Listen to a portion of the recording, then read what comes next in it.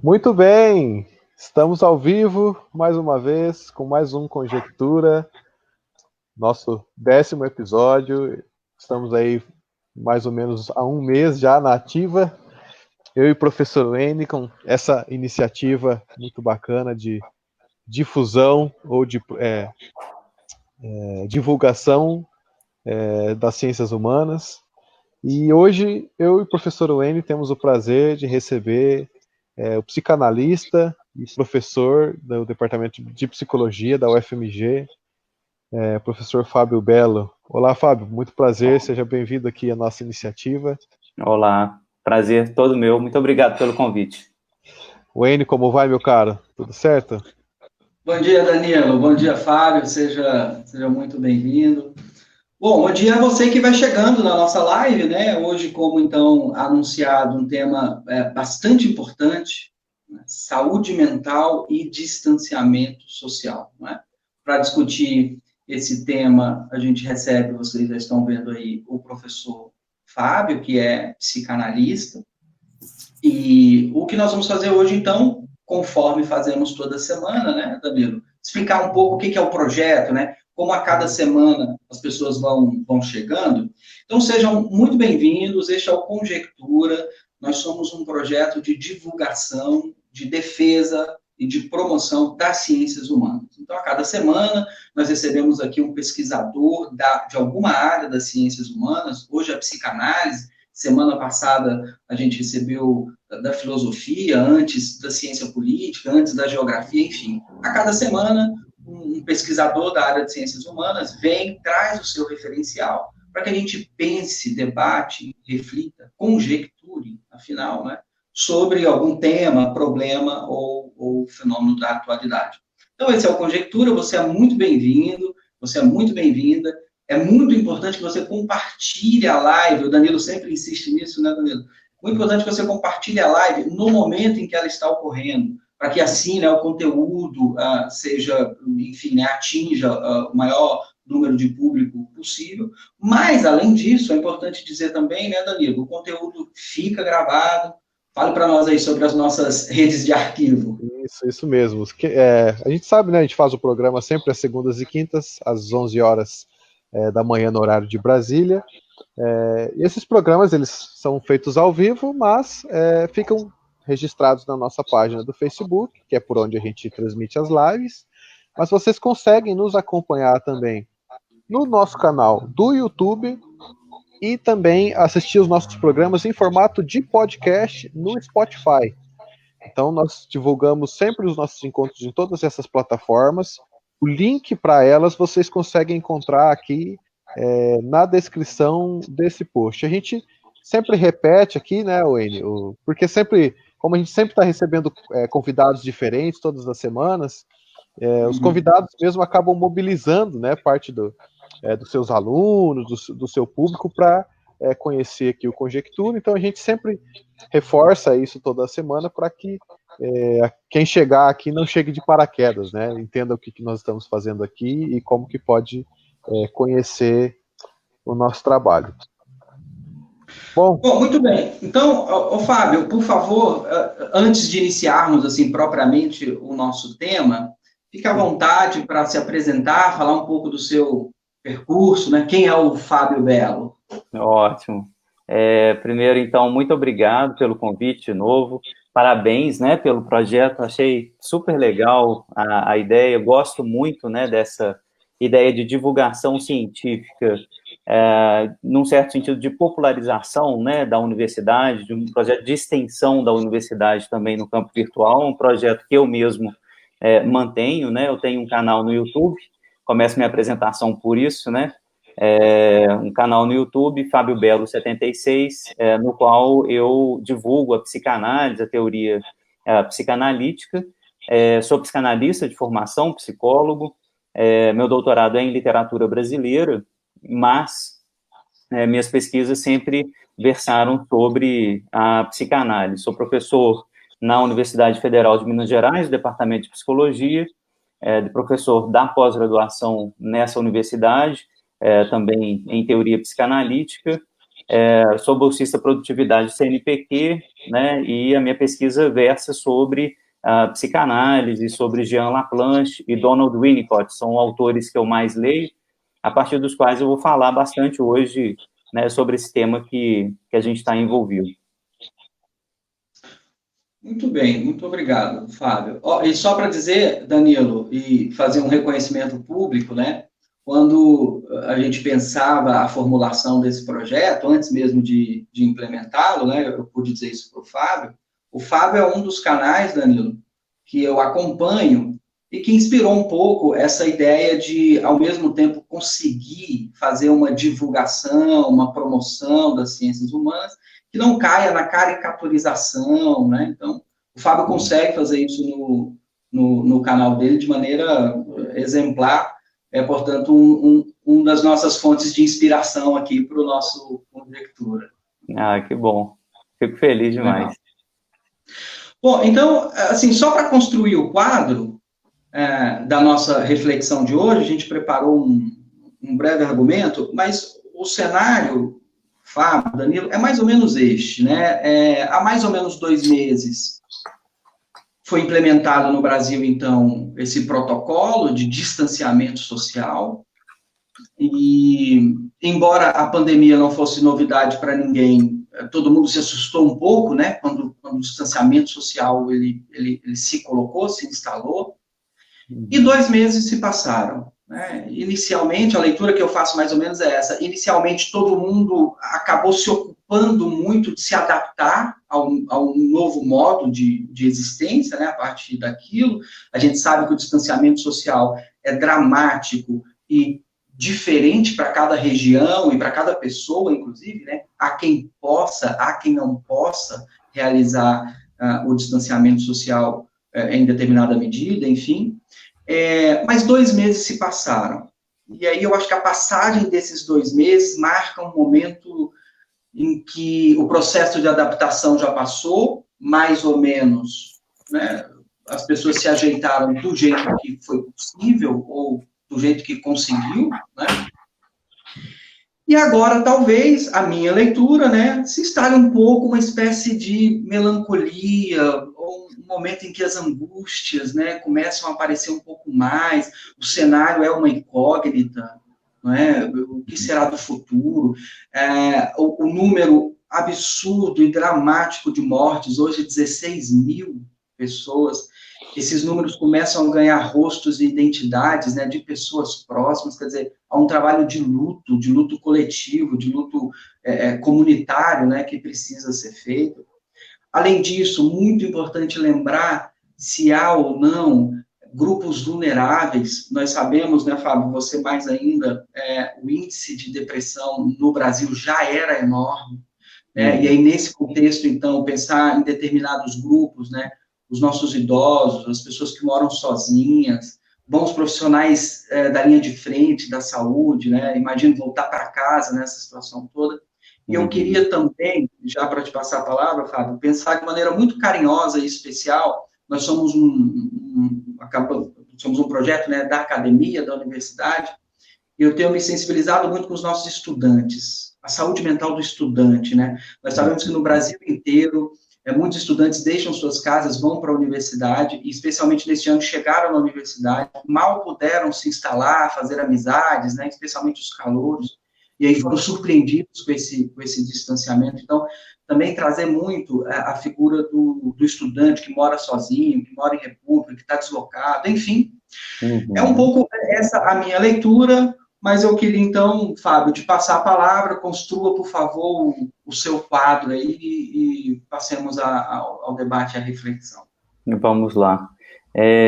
Queria falar um pouco a partir dessas grandes noções, né, que têm aparecido, isolamento, distanciamento, né, para a gente pensar nesses termos, sobre os efeitos psíquicos disso, né, dessas duas grandes atitudes, né, isolamento, distanciamento, os efeitos psíquicos disso nas pessoas em grupos específicos, né, e para a gente conversar um pouquinho também sobre os efeitos, de maneira geral, disso que a gente pode chamar hoje, sem dúvida nenhuma, do domínio da imprevisibilidade, né? Tem chamado, né, o efeito mais violento, né, e desarticulador da pandemia, de domínio da imprevisibilidade, porque efetivamente a gente não sabe quando que isso vai terminar, a gente não tem previsão efetiva de quantas pessoas e quem vai efetivamente morrer. A gente está, de fato, sob risco de morte.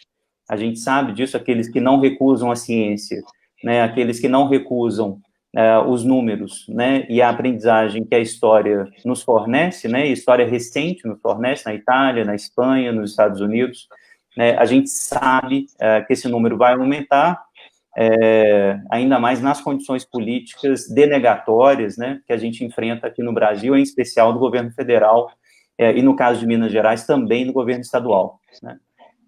Então, existe uma política denegatória muito forte que certamente aumenta ainda mais a angústia diante desse quadro que eu estou chamando de domínio da imprevisibilidade.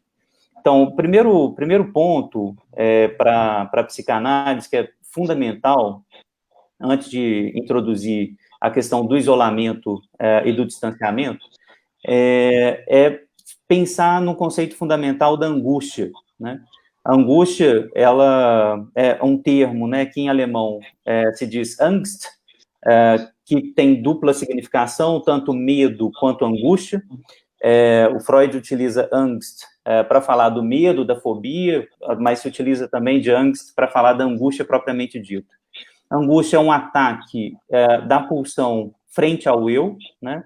Um ataque, um excesso de energia, né, solta, desligada e desligante, que ataca as nossas redes narcísicas, que dão para a gente a consistência daquilo que nós somos, daquilo que pensamos, do mundo que estamos, o sentido. A rede narcísica é basicamente uma rede de sentido, né? Diante do imprevisível, como, né, esse tipo de situação que a gente está vivendo, a angústia necessariamente aumenta. Não, e a angústia, ela é energia livre, né? Uma energia desligada e desligante. Essa é a definição clássica de angústia para o Freud e para o Laplanche, o autor que eu sigo, o Jean Laplanche. Essa energia livre, ela tem vários destinos. O primeiro deles é o investimento no corpo, no próprio corpo, né? Então, a gente vai ver, por exemplo, sintomas corporais importantes agora aumentando, né? Então, as famosas conversões, né? Dor de cabeça, insônia, né? As alergias, enfim, uma série de sintomas corporais que podem aparecer, além dos distúrbios da alimentação, que são muito frequentes nesse período. A gente tende, por exemplo, a combater a angústia comendo, né? A regressão para a oralidade é uma resposta muito esperada nesse tempo, né? As pessoas têm brincado aí com memes nas redes sociais do quanto elas estão engordando, né? Porque essa regressão, ela é absolutamente esperada, assim, de que a gente tenha um certo tipo de conforto psíquico comendo, né, fazendo essa regressão à oralidade, que era onde a gente iniciou efetivamente todas as nossas respostas à angústia. A gente encontrava mesmo no seio materno ou nos representantes do seio materno um certo apaziguamento de toda a angústia. Isso aparece ainda, mas também a angústia, ela vai se deslocando para outros lugares, ela vai virando outros sintomas, né? Ela se torna fobia, por exemplo, em alguns casos, né? E, efetivamente, a gente começa a ter teorias conspiratórias de toda a ordem, a gente começa a ter muito medo de sair de casa, de contaminar o outro, de estar contaminado. Então, fenômenos ligados à hipocondria também tendem a aumentar, nesse sentido de que eu tossi à noite, eu já vou imaginar que eu peguei o vírus, né? Então, a gente está sob ataque permanente, né? E a angústia, ela vai tentando se ligar a representações desse tipo para que ela seja ligada de novo à nossa tessitura narcísica, né? Esses são alguns destinos, né, possíveis da angústia, possíveis dessa energia desligada, desligante, né, que a imprevisibilidade nos causa. Diante disso, eu queria falar da importância do isolamento e do distanciamento nesse quadro, porque uma das coisas que ajuda a gente a controlar a angústia, certamente são as nossas relações, são as relações uns com os outros, né? Essas relações, claro, elas são sempre muito ambivalentes, né? Assim, elas, de maneira geral, produzem mal-estar, produzem angústia também, mas, no geral, elas são relações estabilizadoras, né? Uma conversa como essa aqui que a gente está tendo é uma conversa que assegura a gente que o mundo está continuando, que a gente pode construir coisas juntos ainda, que nós conseguimos construir sentido juntos, né? Que nós, num certo sentido, estamos com um projeto conjunto, e isso apazigua a gente, isso tem um efeito psíquico muito importante, que a nossa identidade está mantida, a identidade do mundo está mantida, né? Nós investimos libidinalmente no outro que nos interessa, né? Porque a gente está fazendo isso aqui, eu pelo menos, né? Vocês também, como pessoas envolvidas com a universidade pública, a gente está fazendo esse tipo de projeto porque a gente está preocupado com o outro, a gente quer que essas informações circulem, a gente quer produzir um certo apaziguamento no outro. Tudo isso vai apaziguando, então, um certo quantum, né, uma certa quantidade de angústia.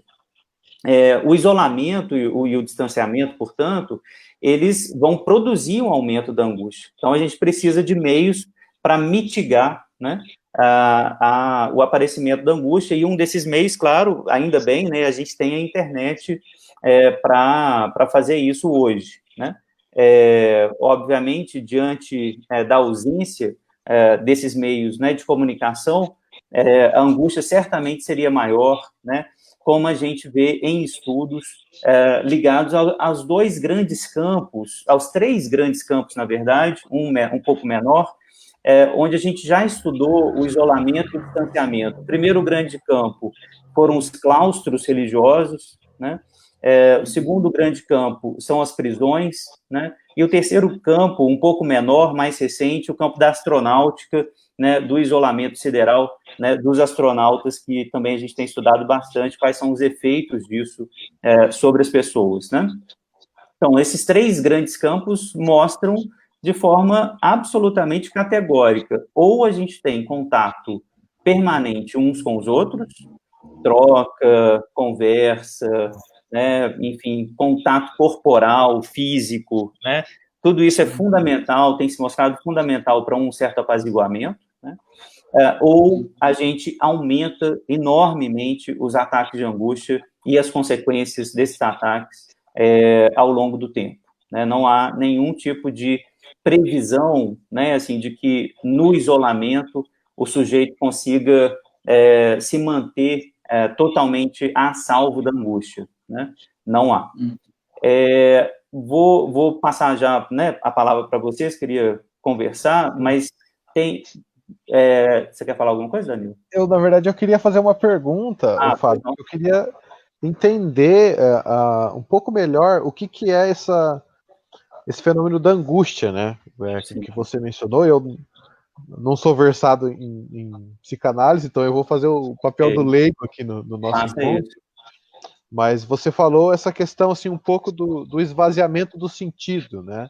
E assim, uma das coisas que eu pelo menos percebo, além de muito do que você mencionou, de sei lá, atacar a geladeira mais frequentemente, né? Coisas do tipo, eu percebo assim que eu fico numa preocupação constante, sabe, com o que vai ser depois dessa pandemia, mesmo assim, atualmente, com as medidas que estão sendo tomadas, e eu tenho até uma dificuldade muito grande de me concentrar nos meus estudos, no meu trabalho, porque, por exemplo, né, eu faço doutorado em filosofia, estudo filosofia política, e até em virtude desse meu interesse, da minha pesquisa, eu sempre estou vendo notícias, né, do cotidiano e tal, e isso tomou conta, assim, do noticiário, né, são 24 horas por dia, falando com especialistas, falando com pessoas, entrevistando, passando as medidas que são tomadas aqui e acolá.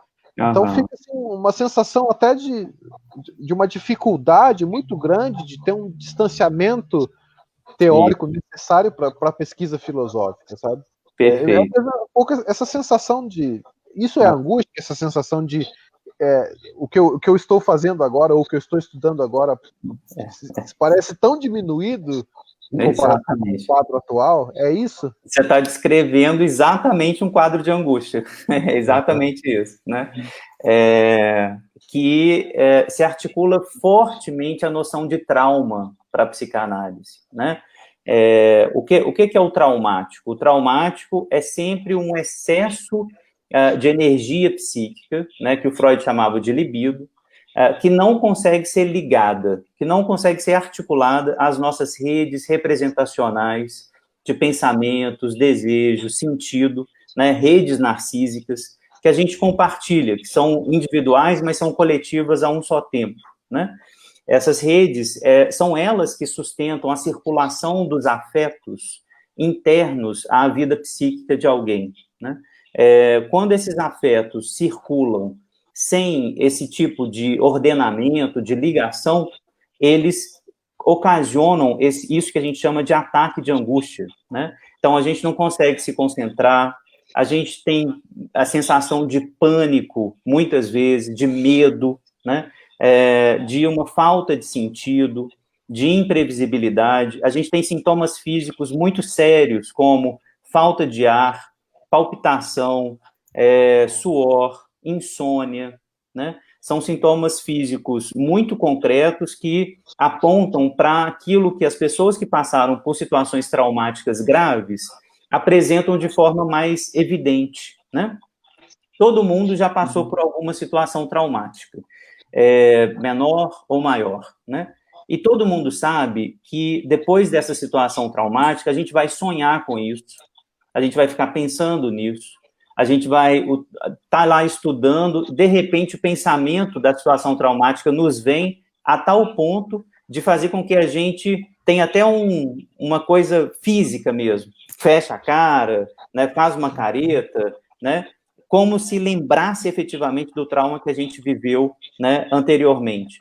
O Freud, ele vai tentar descrever essa reação diante do trauma, que é ficar lembrando, repetindo o trauma várias vezes, como uma tentativa do eu ligar essa energia solta, excessiva, que o traumático trouxe.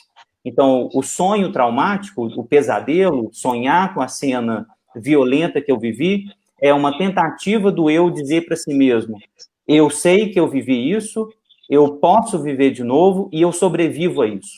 Eu controlo isso que me controla.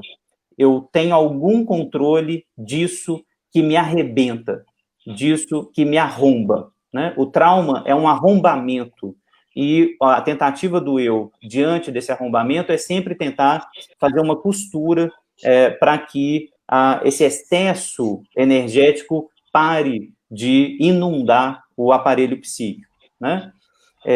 Você vê, Danilo, assim, que você fala de um distanciamento necessário para poder estudar.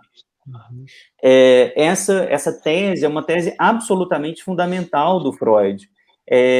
Quando ele fala do interdito de tocar, que é a base de todo isolamento, de todo distanciamento, é o interdito de tocar que começa na infância muito precoce. Interdito de tocar o corpo dos pais, em primeiro lugar, né, principalmente alguns lugares dos corpos dos pais, os lugares sexuais em particular, os lugares onde há algum tipo de sentido sexual, né? A primeira grande interdição de tocar, primeiro ponto de isolamento ou de distanciamento que a gente recebe. Segundo ponto, a interdição de tocar em coisas perigosas, né, o que vai estar em jogo, efetivamente, entre o adulto que cuida e a criança, um certo jogo amoroso também. Através desse interdito, a gente recebe claramente uma mensagem de amor. Então, não toque aí, isso está quente, não toque aí, é perigoso, não pegue em vidro, você não pode encostar nisso ainda, né? Então, essa grande interdição de tocar Existem pelo menos essas duas grandes fontes, o corpo dos pais e as coisas perigosas, né? São a base para toda interdição que leva ao distanciamento e ao isolamento. Isso, diz o Freud, vai ser absolutamente indispensável para tornar possível o trabalho do pensamento, o trabalho da reflexão, da representação. É por não tocar, é por não apreender fisicamente que eu preciso apreender mentalmente. Eu preciso construir uma representação mental, eu preciso pensar, né, nisso que eu estou interdito, né, de tocar, de me aproximar, né?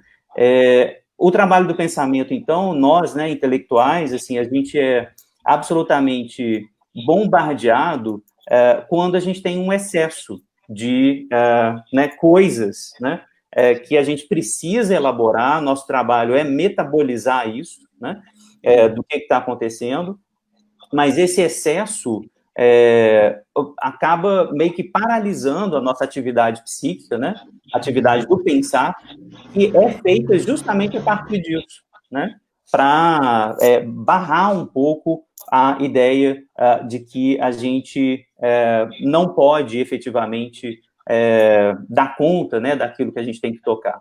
Então, assim, a ideia me parece um pouco por aí. Ô Fábio, agora eu queria ir do pensamento para uma figura central na psicanálise e também na sua reflexão. O corpo. Não é? Veja, há o distanciamento social, então o distanciamento coletivo, né? A gente fica impedido de reencontrar amigos, de reencontrar família, etc. Uhum. Mas não há o distanciamento do corpo, né? Então, o corpo é ao mesmo tempo esse outro, né? Esse meu outro, do qual eu não consigo me distanciar. Uhum. E no momento de distanciamento social, o corpo se sobrecarrega. Então, é um corpo que não dorme, é um corpo que tem neurose de limpeza, né, de higiene, é um corpo que tem medo de sair de casa, é um corpo que, como reação à angústia, se entrega loucamente ao trabalho, né, que cansa, é um corpo que, por não aceitar a nova realidade imposta, é um corpo que se põe em risco. Perfeito. E vai fazer manifestação, e vai no supermercado sem máscara, e diz que tudo isso é bobagem. Quer dizer, o tempo inteiro, né, um dos traços desse distanciamento social, o tempo inteiro é um corpo que está, né, padecendo, que está querendo também, né, encontrar seu lugar.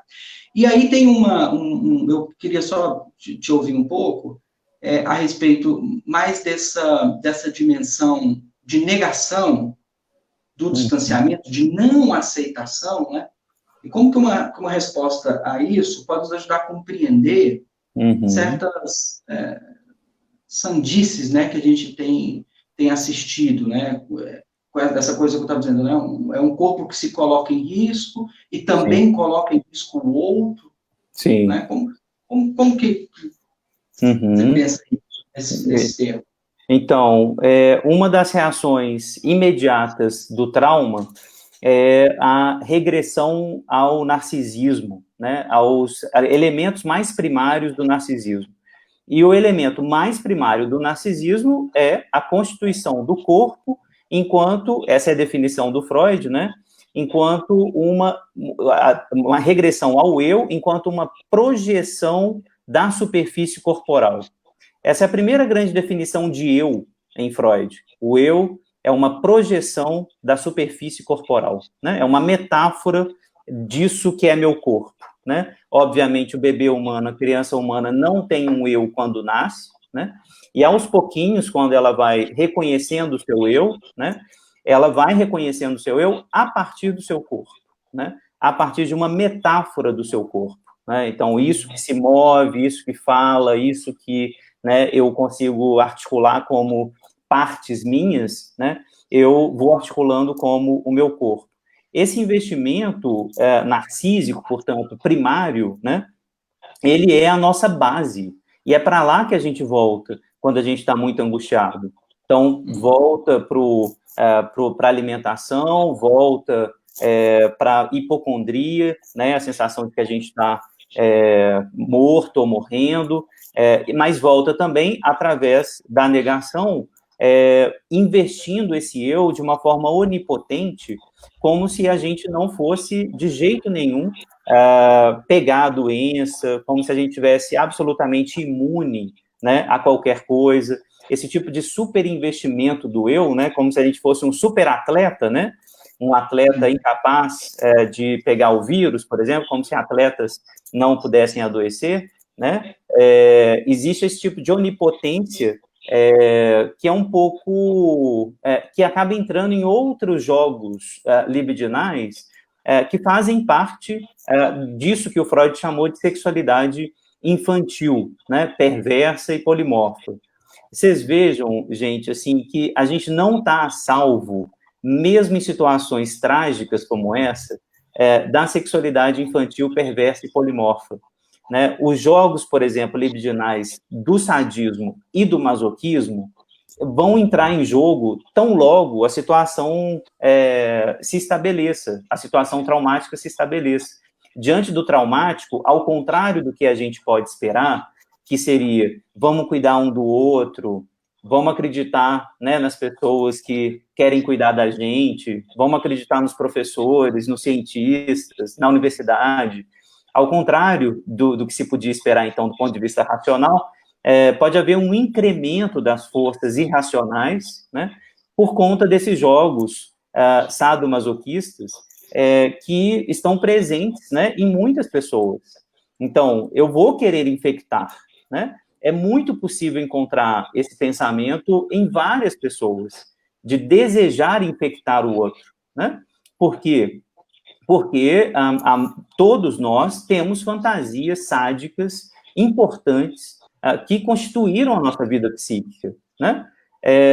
Fazer um parênteses aqui, só para vocês entenderem como que isso é interessante, assim, do ponto de vista da dinâmica psíquica.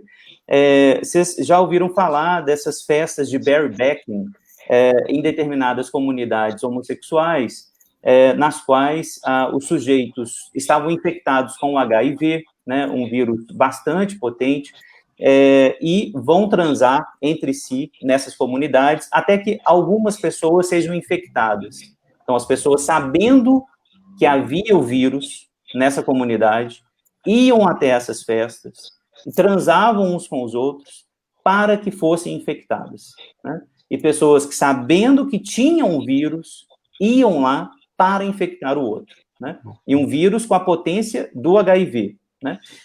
O que esse fenômeno do barebacking diz para a gente? Como que isso é importante?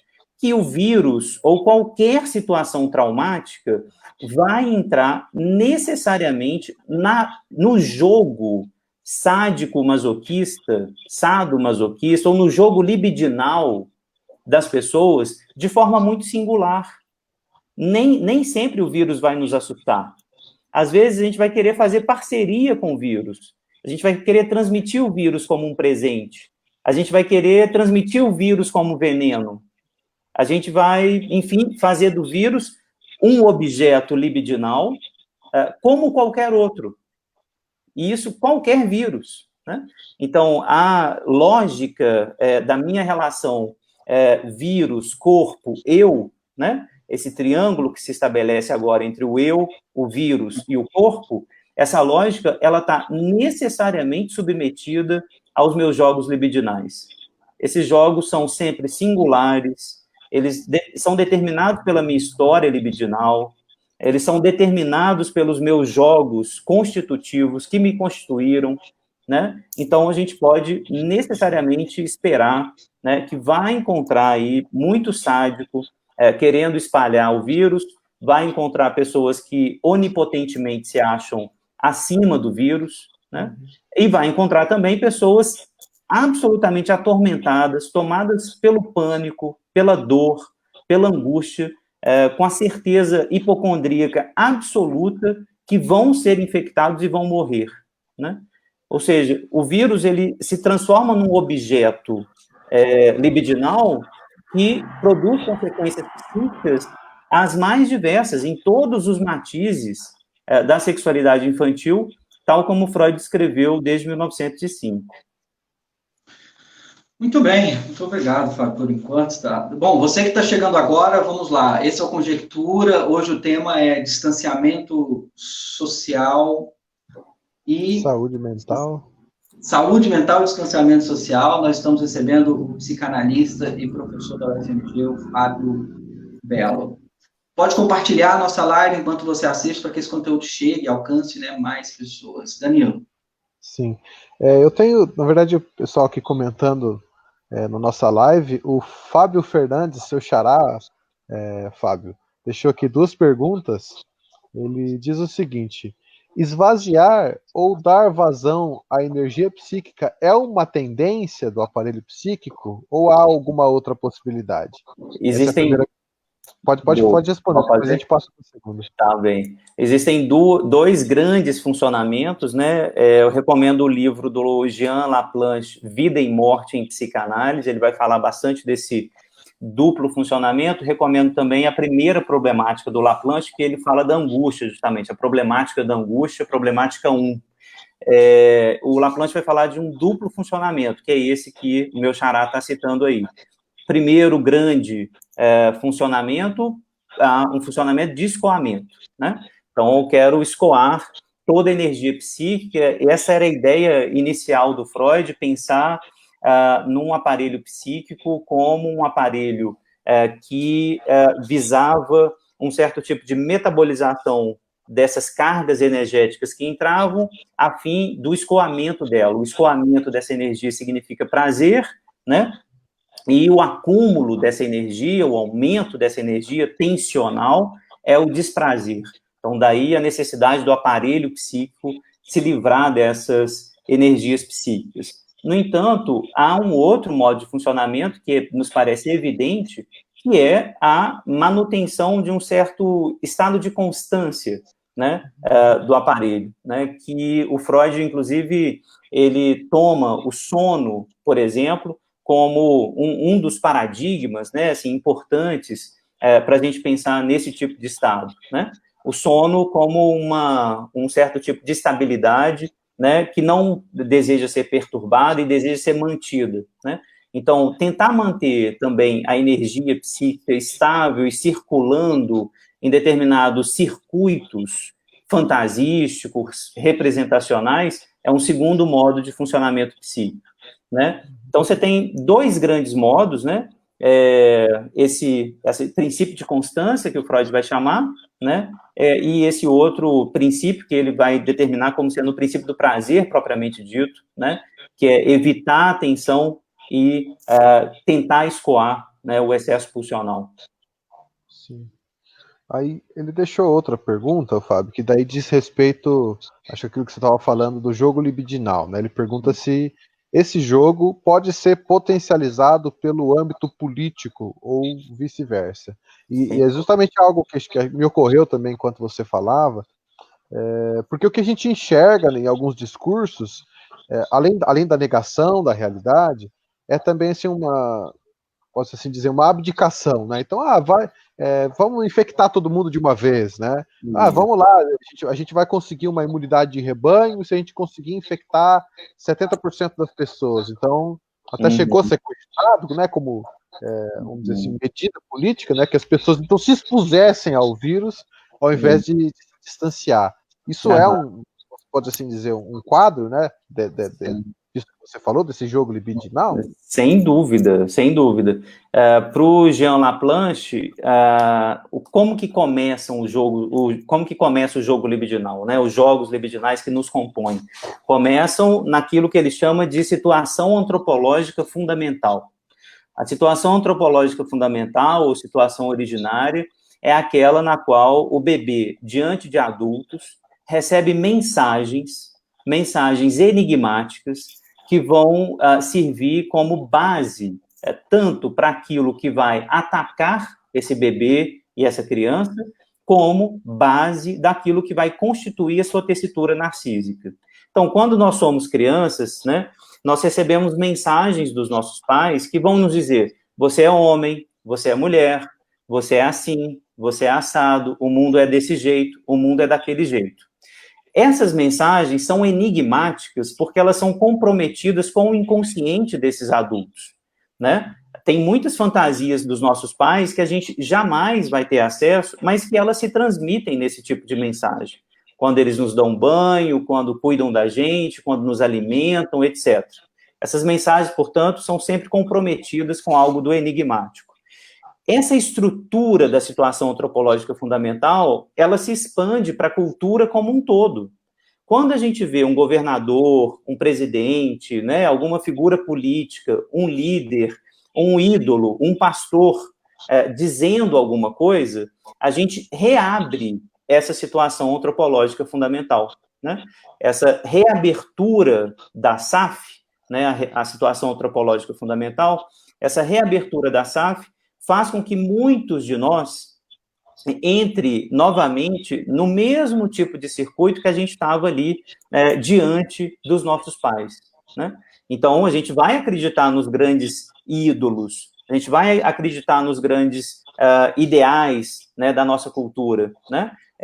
Da mesma forma que algumas pessoas vão acreditar nos seus ídolos, nos seus líderes, né? Esse exemplo que o Danilo deu, por exemplo, vamos alcançar a imunidade de rebanho, né? Tem um detalhe nessa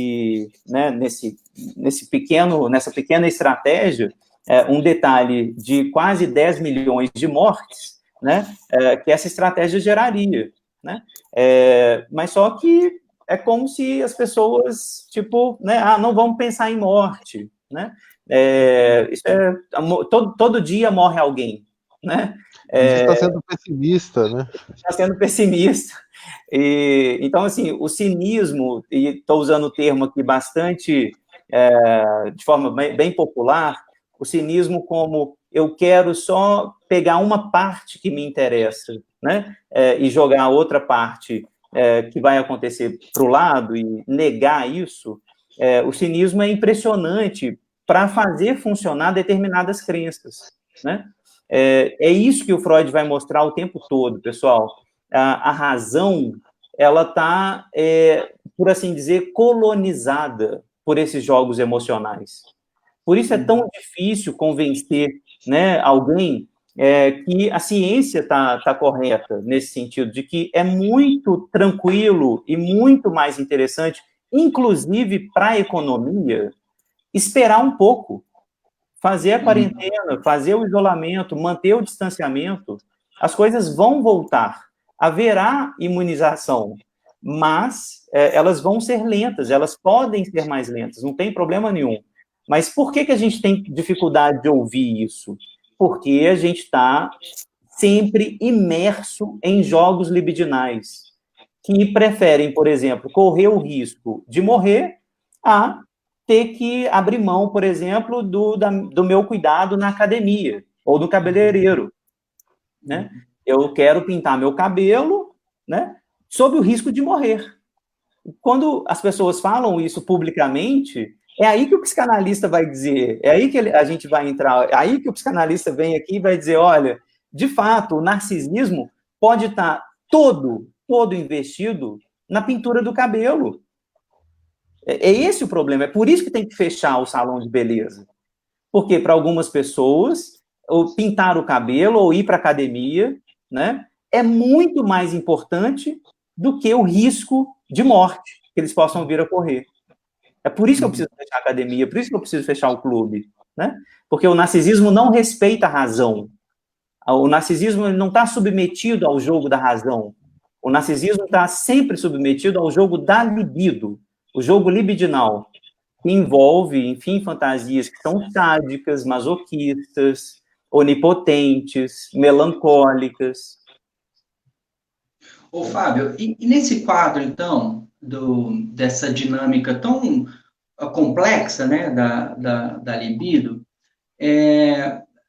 eu te perguntaria o seguinte, a ideia do conjectura, entre outras coisas, é poder conjecturar. E conjecturar é um pouco a ideia de fazer uma passagem da crítica à proposição. Né? Uma conjectura é uma proposição, é uma hipótese, né? É uma tentativa de solução. Uhum. Então, neste quadro de distanciamento social, em que a gente está pensando a saúde mental, né, no âmbito dessa dinâmica que você acabou de descrever, de maneira bastante clara, eu queria trazer isso, né? Como é que a gente pode operar, então, esse cuidado do corpo, ou cuidado de si, né? Quer dizer, vou insistir de novo, né?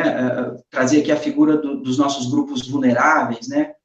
Os nossos idosos, os profissionais de saúde, os nossos estudantes universitários.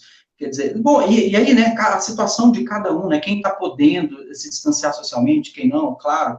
Mas, assim, como é que envolvidos ou submetidos, né, a uma dinâmica aparentemente tão insensível, né, da libido, assim, então que eu cuido de mim? Como é que eu cuido da minha angústia? Como é que eu cuido do meu corpo que você descreveu, né, do meu corpo que chora, do meu corpo que está alérgico, do meu corpo que não está conseguindo dormir, né, do meu corpo que não está conseguindo se concentrar?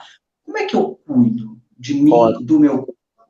Excelente questão, porque isso tem aparecido muito, né, na clínica. Eu continuo a atender, né, assim, existe a demanda ainda por terapia. Essa é a primeira indicação que eu faria. Não parem os processos psicoterapêuticos ou aqueles que, porventura, sintam a necessidade de conversar com um psicólogo, né, com um analista, que procurem analistas, né?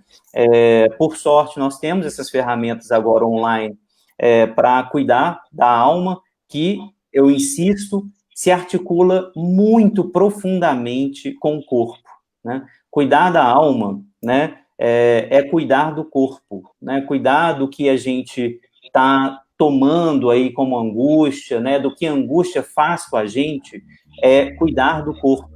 Então, o primeiro recado é esse, né? O segundo recado, claro, tem a ver com essas pesquisas que eu citei, ligadas ao claustro, à prisão e à astronáutica, que dizem muito categoricamente, é absolutamente indispensável que a gente mantenha uma rotina de exercício físico, né? E aí os profissionais de educação física, né, também estão trabalhando online, estão fazendo as lives, estão tentando, né, como podem, nos auxiliar. Acho absolutamente indispensável manter algum tipo de rotina do cuidado do corpo, né? Nesse sentido, bem direto mesmo, que sejam alongamentos, né? E aí estou pensando nas pessoas com maior fragilidade, né? Os mais velhos, né? As crianças, enfim, as pessoas mais adoentadas, mas que precisam desse cuidado corporal, né? Fico imaginando, por exemplo, né? Alguns pacientes têm me relatado que precisavam de sessões de fisioterapia, às vezes, né, por questões de lesão e tal, e precisam continuar de alguma forma esse tratamento, né?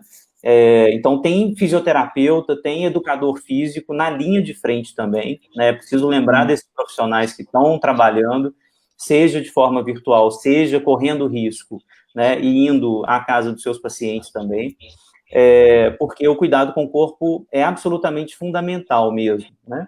Então, a manutenção de uma certa rotina, né, em todos os estudos que a gente leu sobre isolamento e distanciamento, me parece indispensável. E essa rotina, né, Danilo, para falar aqui também da rotina do intelectual, né, do cara que está no doutorado, que está escrevendo os artigos, o N também tem que preencher relatórios na universidade, enfim, a gente precisa manter rotina, precisa manter. Então, é indispensável, porque isso também tem efeito sobre o corpo, que a gente mantenha os nossos horários, né? A neurose obsessiva, muitas vezes, é uma bênção nesses tempos, né? Assim, sob o modo de produção capitalista, de maneira geral, a neurose obsessiva é uma dádiva, porque ela organiza o sujeito, né? O sujeito gosta de cumprir horário, gosta de cumprir rotina e tal. Então, um certo convite aqui para aqueles que estão mais acometidos pela angústia é tentar se encaminhar em direção à neurose obsessiva, né? De ser um pouquinho mais obsessivo. Isso acaba organizando muito a gente, acaba fazendo com que a gente se respeite também. Então, propor uma rotina mínima, né? Não é para entrar na produtividade, não é para, né, entrar assim num produtivismo absurdo, mas propor uma rotina mínima, almoçar nos mesmos horários, fazer um exercício físico na parte do dia que mais lhe aprouver, né? Tentar manter uma rotina também da não produtividade, né? Eu tenho brincado com os meus amigos, assim, que a gente tem que aproveitar um pouco essa grande derrota que o capitalismo tem sofrido, né? O capitalismo é o grande vírus, ele certamente vai sobreviver a essa derrota parcial, né, que ele está sofrendo agora, né? Mas, por enquanto, ele está sendo colocado de joelhos, né, por uma contingência natural, né? Então, a gente vai ter que aproveitar também um pouquinho, e a gente pode não produzir durante esse momento, né?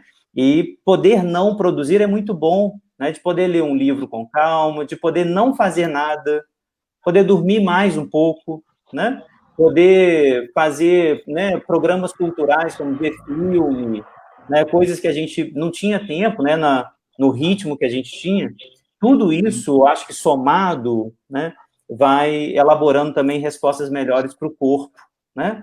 Mas parece indicação assim de quem né, tá no clichê, né? Mas eu tenho um projeto de extensão aqui na UFMG, na psicologia do esporte, atendo atletas aqui no Centro de Treinamento Esportivo da UFMG, e não tenho mais nenhum tipo de dúvida, assim, é indispensável que a gente mantenha uma rotina corporal, né? Assim, isso, todos os estudos, em todas as áreas, na educação física, na psicologia, na fisioterapia, indicam que há uma associação muito forte entre prática esportiva e saúde mental, né?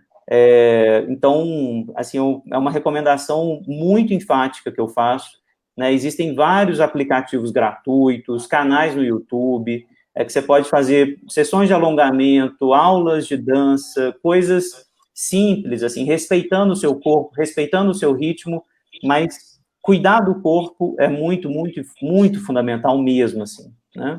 Mas isso sempre articulado, claro, à psicoterapia, que eu também, claro, como psicanalista, recomendo, né, que as pessoas, caso sintam necessidade, venham a fazer também.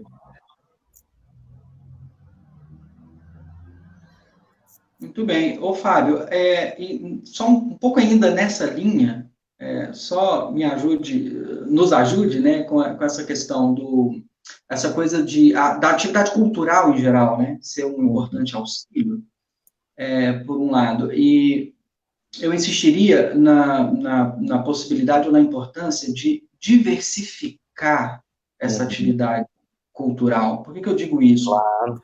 Porque, por exemplo, há uma relação obsessiva com certas atividades culturais. Então, a pessoa liga a Netflix e assiste o tempo inteiro a Netflix, o que não é problema nenhum, a Netflix é maravilhosa.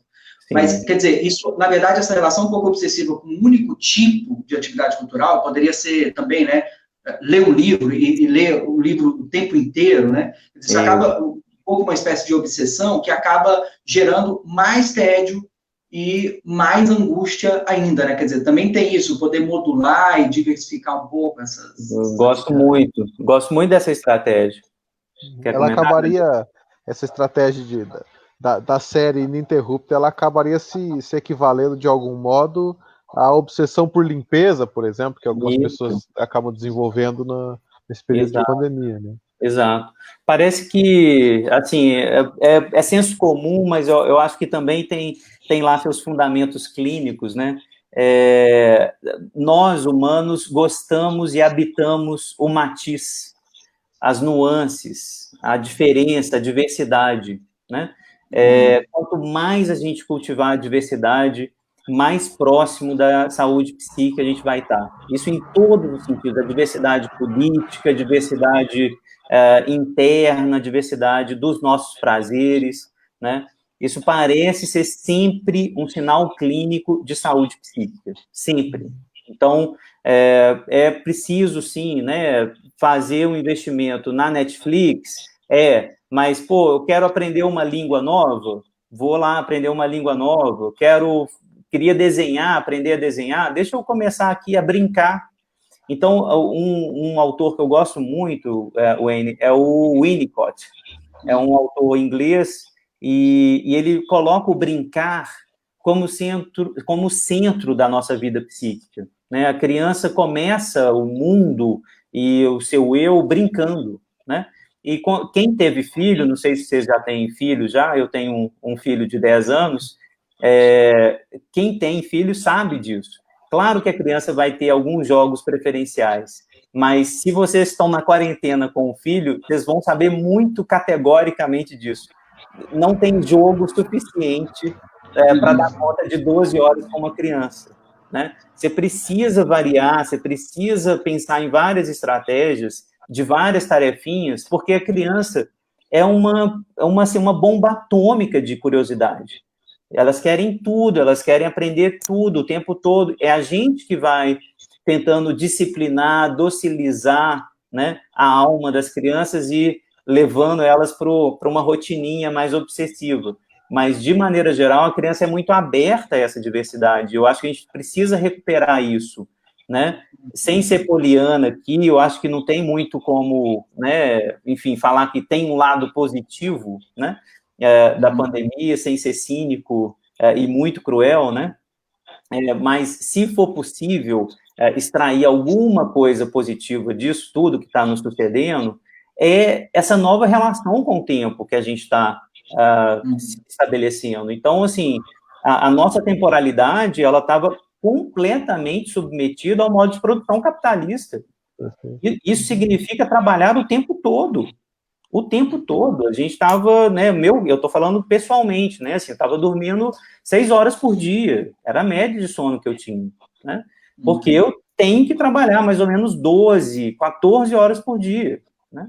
Então, assim, e a gente ganha esse tempo, né?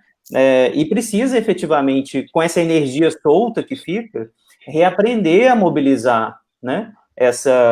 Esse nosso tempo, essa nossa relação com a temporalidade.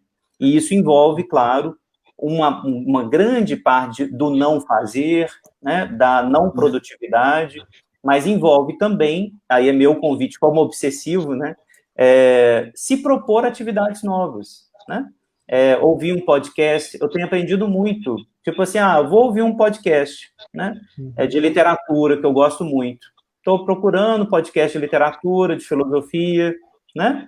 Estou lá lavando louça, que é uma atividade agora que a gente está fazendo bastante, né? Então, tá lá, 1 hora lavando louça. Coloca o podcast, né?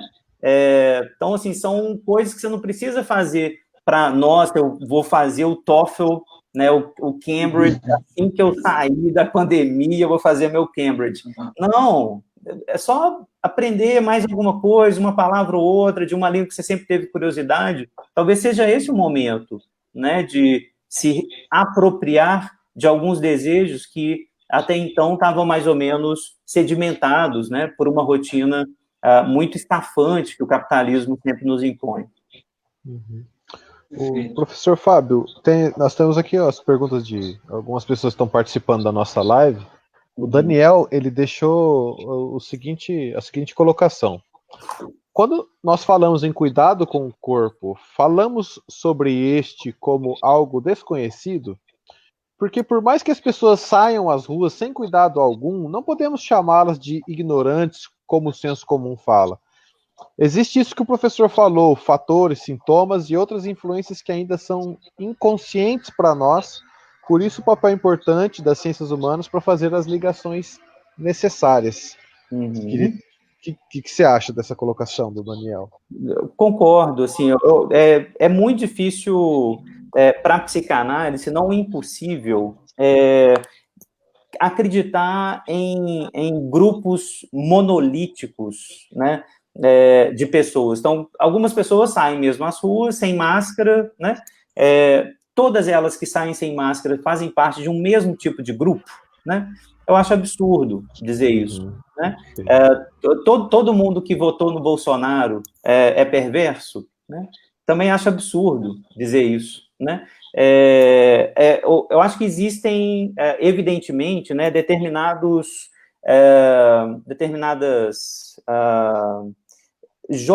vou insistir nesse termo, tá? Que eu gosto muito, determinados jogos libidinais, como, por exemplo, da negação, né? Que estão muito, muito sedutores agora, né? Eles têm uma força de sedução enorme, né? Dizer que é só uma gripezinha, que a gente não vai ter grandes problemas. Por que isso tem uma grande força de sedução? Porque as nossas redes narcísicas, elas estão todas feitas para a manutenção das nossas rotinas. Uhum.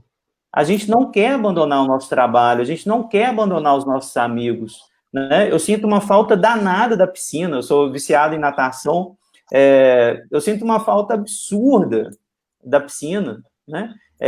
Enfim, estou falando de um privilégio aqui de bolha, né? De classe social, que tinha piscina, né, em clube, né? Agora, imagina a rotina das pessoas que precisam trabalhar para sobreviver, né?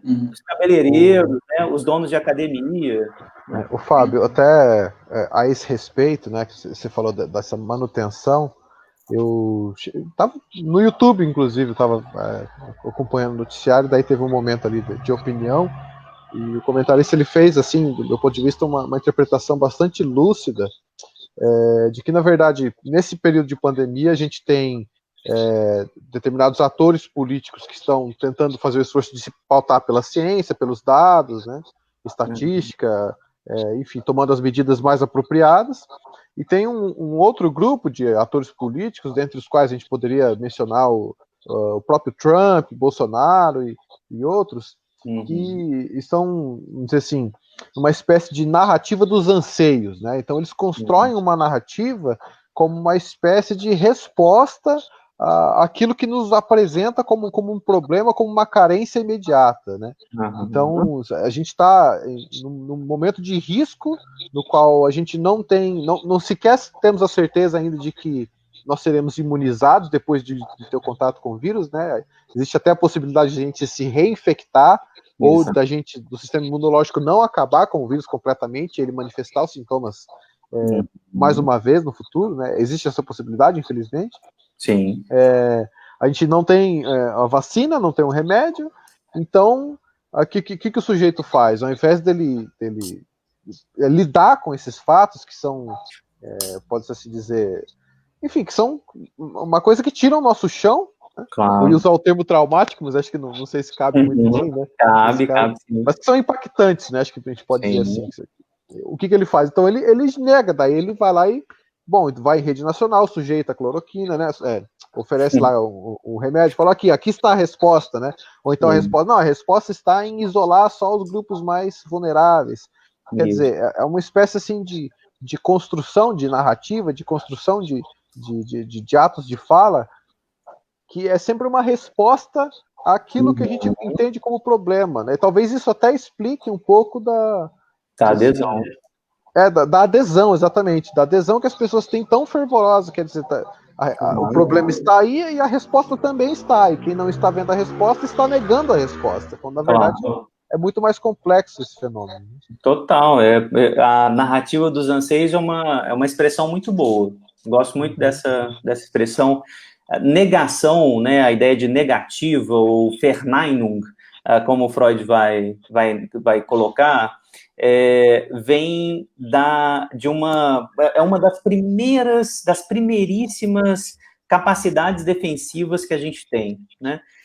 E o Freud, muito genialmente, vai articular isso à oralidade, né? Ele fala assim, para a gente aceitar que algo existe, a gente coloca na boca e internaliza.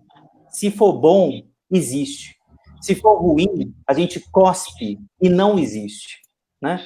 A base, vejam bem, o Freud está colocando a base da faculdade de juízo, ou seja, a base da faculdade de atribuir existência para algo, na oralidade, no prazer de internalizar ou no desprazer e no consequente cuspir disso que eu não quero que exista, né? A base para faculdade de juízo, portanto, está naquilo que eu gosto, que eu gostaria que existisse, e naquilo que eu não gostaria que existisse. Então, quando alguém me diz, Não, eu tenho um remédio, o elixir cloroquina, para todos os males aqui, né? É claro que eu gostaria que isso existisse, né? Mas aí, imediatamente, a ciência, essa chata, vai nos dizer, puxa vida, a cloroquina mata. A cloroquina mata vários pacientes. Não tem remédio, infelizmente, não é um remédio. Não é adequado, não é seguro, não vale a pena, né? E aí, isso é o que Freud vai chamar de princípio da realidade, né? É quando a gente é obrigado a aceitar uma parte da realidade que a gente gostaria de cuspir, né? Então, a gente tem que lidar com esse desprazer, tem que reconhecer que a gente não pode ter tudo, né? Que a gente não pode simplesmente modificar a realidade porque a realidade nos desagrada, né? E isso é uma aprendizagem para a adultez muito difícil, é muito lenta, né? Assim, e nem todo mundo está disposto a fazer esse sacrifício, né?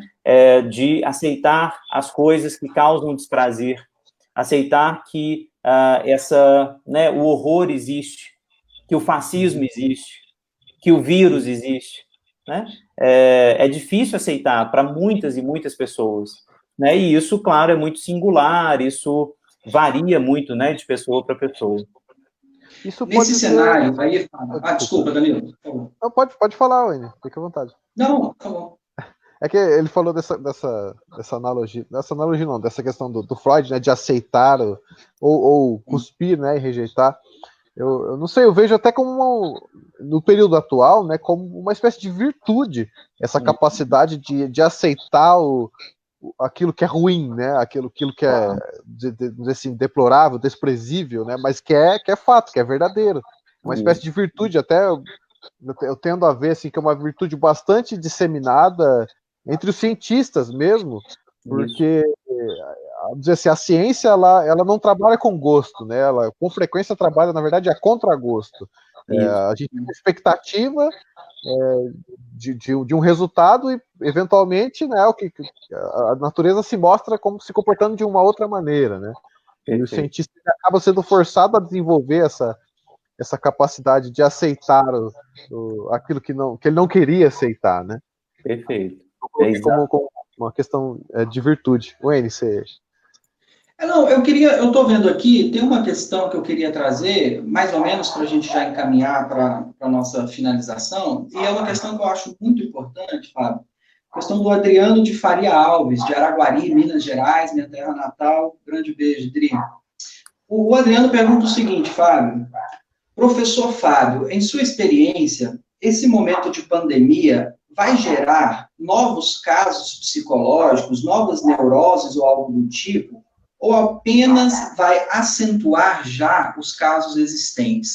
Fábio, eu queria complementar a questão do Adriano e queria que você destacasse o seguinte, de novo, pensando nesses grupos altos, ou grupos frágeis, né? Pessoas que moram sozinhas, em especial, né? Muitos estudantes, idosos, enfim. Mas complementando um pouco a linha do Adriano, é assim, quando é que a pessoa deve se dar conta de dizer, opa, preciso de ajuda. Preciso de ajuda. Está acontecendo alguma coisa aqui que não está, preciso de ajuda. Quais são os sinais que você pode indicar? Nessa linha da pergunta do Adriano, se tem novas neuroses, enfim, por favor. Perfeito. Agora que eu vi os live comments aqui, queria cumprimentar a minha colega Maria Virgínia Cremasco, a Helena também. Oi, pessoal, tudo bem? Bom ver vocês por aqui. Excelente pergunta do Adriano. A situação traumática, eu sempre uso um exemplo em sala de aula, que vale muito a pena a gente pensar. Todo mundo já sofreu algum tipo de acidente comum, como um acidente de carro, ou uma turbulência forte no avião, né? Muitas pessoas já sofreram esse tipo de coisa, ou um acidente no ônibus, né?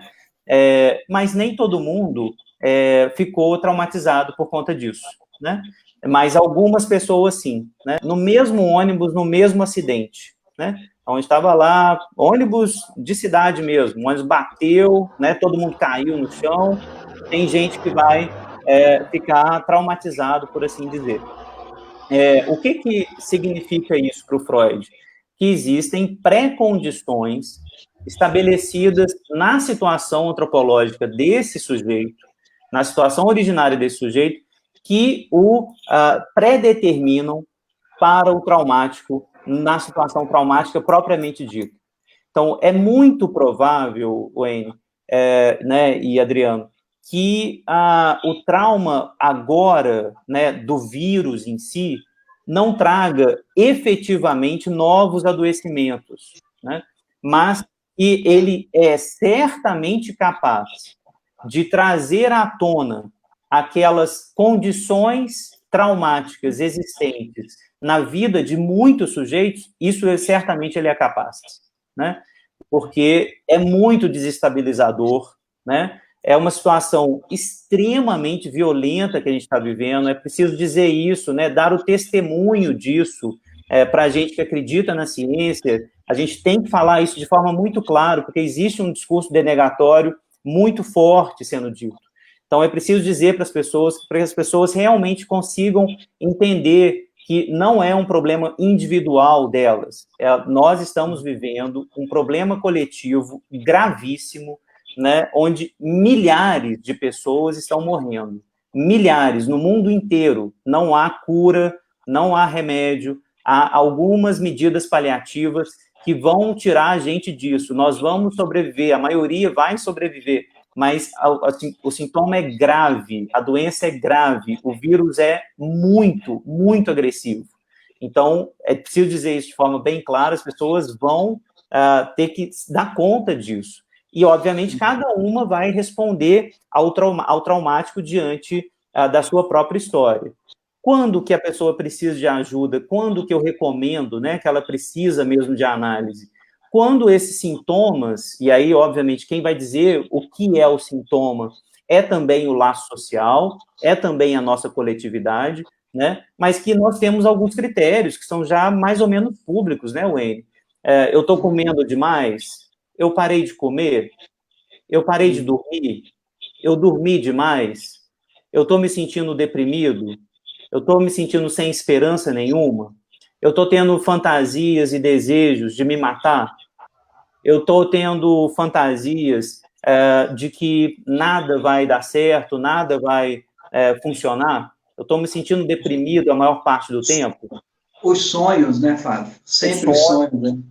O sonho é fundamental, né? O que os meus pesadelos têm trazido, o que os meus sonhos têm trazido.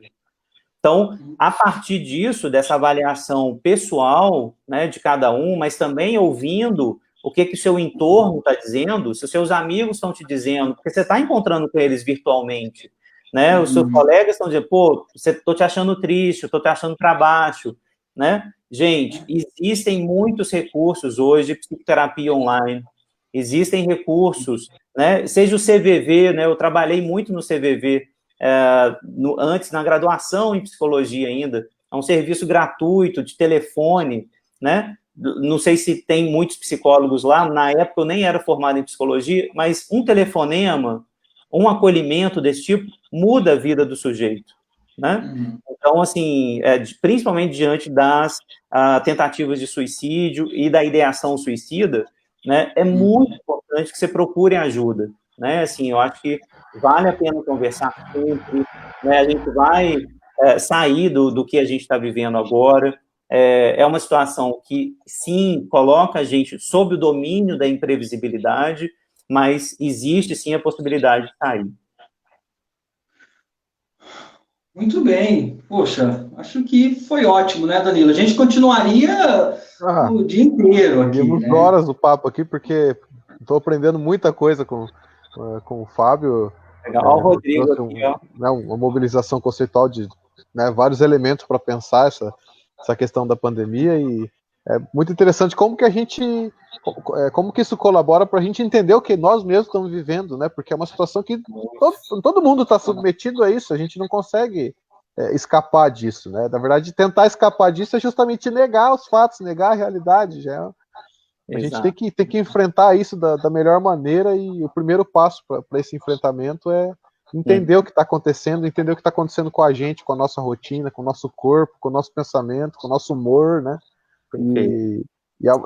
Todos esses elementos que o Fábio trouxe da psicanálise, eu acho que eles contribuem muito para essa compreensão.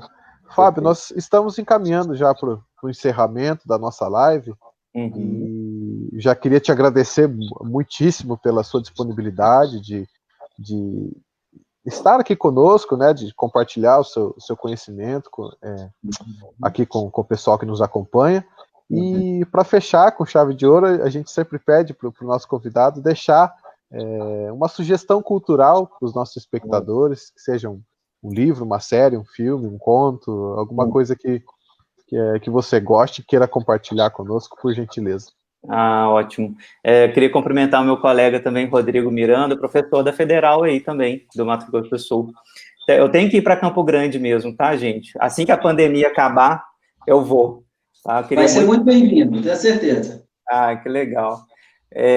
Então, de novo, obrigado pelo convite. Assim que vocês me falaram que eu teria que escolher, né, uma dica cultural, me veio imediatamente um livro do Boccaccio, que se chama Decamerão, né, o Decamerone, que foi filmado pelo Pasolini, né? Então, é um filme que eu adoro, um livro que eu adoro, que se passa justamente sobre uma situação de peste, né? Tá ali a peste negra, né, destruindo a Europa, né? E aí a gente vai ver o que é efetivamente viver sem ciência, né? Então, vale muito a pena ler o Decamerão, vale a pena ver o Decamerone do Pasolini. Essa seria a primeira indicação que eu faria para vocês. A segunda indicação é um podcast que eu tenho ouvido e gostado muito, chamado Literatura Viral. Literatura Viral, um podcast super gostoso de ouvir. Eu esqueci o nome do professor que tem gravado, mas ele tem falado vários textos, livros, contos que tem a ver com a peste, que tem a ver com as pandemias, etc. O Fábio está lembrando aí A Peste do Camus, que também é um clássico que virou best-seller de novo agora, indispensável. E a terceira dica é um mini conto do Jean Cocteau, que eu acabei de postar no Facebook, que se chama O Gesto da Morte, L'Homme et la Mort, eu não sei como é que está em francês, mas é um mini conto, é um mini drama, né? Muito, muito interessante, que dá para ler. Eu posso ler rapidinho? Por favor. É muito rápido. É assim, olha, um jovem jardineiro persa disse ao seu príncipe: me salva, encontrei a morte esta manhã. Ela me fez um gesto de ameaça. Essa noite, por milagre, eu queria estar em Ispahan, o nome de uma cidade. O bondoso príncipe empresta os seus cavalos. À tarde, o príncipe encontra a morte e pergunta para ela: essa manhã, por que fizeste ao nosso jardineiro um gesto de ameaça? Aí a morte responde: não foi um gesto de ameaça, senão um gesto de surpresa, pois eu o queria encontrar em Ispahan essa manhã e vou tomá-lo à noite ali, né? Então, ele que achou que a morte estava ali meio que assustando ele, né, foge para a cidade onde a morte achava que deveria encontrá-lo, e é para lá que ele está indo, né? Eu adoro esse mini conto porque, assim como o Édipo, né, a peça do Sófocles que o Freud toma como paradigmática para a nossa existência, não adianta fugir daquilo que a gente não consegue, né? A gente tem que dar conta de elaborar, né, o inconsciente, dar conta de elaborar um mortífero que está sinalizando algo para a gente. O que eu quero insistir com esse conto do Cocteau é que o vírus em si não nos diz nada. Ele é uma mensagem que não nos diz nada especificamente, mas a gente vai ter que interpretar essa mensagem juntos, porque ele está dizendo algo a partir do nosso encontro com ele. Mas o vírus em si, ele está simplesmente fazendo o trabalhinho dele lá, esse ser maravilhoso que é o vírus, né? Ele é espetacular do ponto de vista da biologia. mas ele só está fazendo o seu trabalho de reprodução, né? Quem tem que dar sentido ao vírus é a gente, né? Ele pode estar nos dizendo para mudar o nosso modo de vida, ele pode estar nos dizendo, deixa algumas pessoas, 10 milhões de pessoas morrer, tá tudo bem. Ele pode estar nos dizendo, nós temos que cuidar dos nossos mais fracos, nós precisamos reforçar as nossas redes de solidariedade. Nós sabemos que os negros e os mais velhos e os mais pobres vão morrer mais.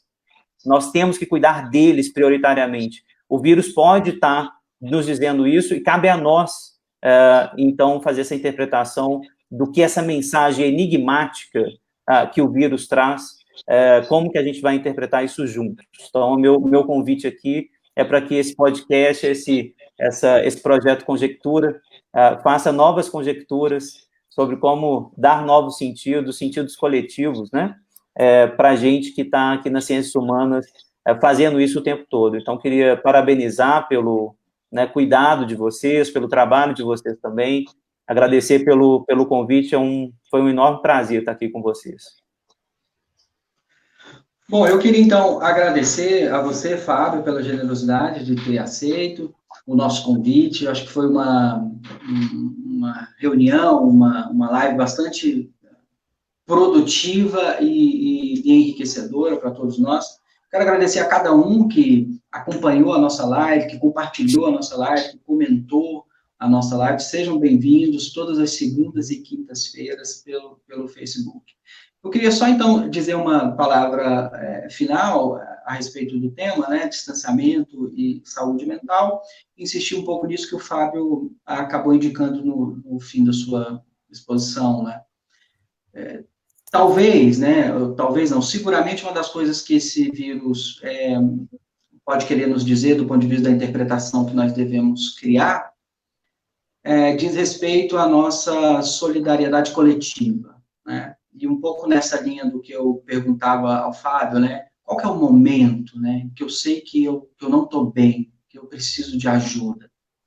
Então, talvez o laço social, como o Fábio indicou, possa também auxiliar nesse sentido, e eu queria deixar essa mensagem final a você que nos acompanha, entre em contato com seus amigos, com suas amigas, especialmente aqueles que há algum tempo você não fala, não tem notícia, especialmente aqueles que você sabe que vive sozinho, né, sozinha, que de repente, né, nesse ano, especialmente, né, entrou um novo projeto de vida, seja universidade, seja trabalho, enfim, um pouco essa proposta, assim, do ponto de vista concreto, de ação, né, entre em contato com seus amigos, com seus colegas, com seus parentes, né, procure saber como estão, se estão precisando, às vezes a gente não precisa de nada, né, só de poder dizer, né? Já é tão tudo, né?